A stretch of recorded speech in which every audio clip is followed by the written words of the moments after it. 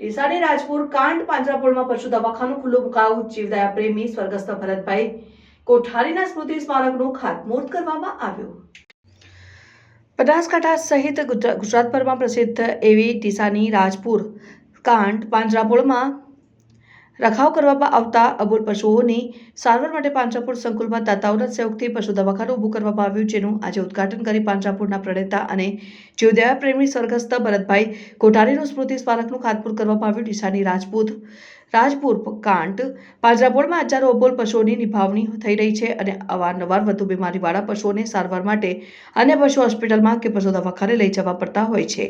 ત્યારે પાંજરાપોળમાં પણ પશુ દવાખાનાની અત્યંત આવશ્યકતા હતી. ત્યારે મુંબઈ જીવદયા કાર્યકર ભરતભાઈ છોજેડે ઉદાર દાનવીર શ્રેષ્ઠી હસ્તી માલજી દોશી પરિવારનો સંપર્ક કરતા દોશી પરિવાર દ્વારા પશુ દવાખાના માટે મોટું દાન જાહેર કરવામાં આવ્યું. જ્યારે આજે વિશાળ દવાખાનું તૈયાર થઈ જતા તેનું શુભ ઉદ્ઘાટન દાતા પરિવારના હસ્તે ડીસા રાજપુર પાંજરાપોળના ટ્રસ્ટીઓ અને સાધુ સંતો, જીવદયા પ્રેમીઓ અને દાતાઓની ઉપસ્થિતિમાં કરવામાં આવ્યું.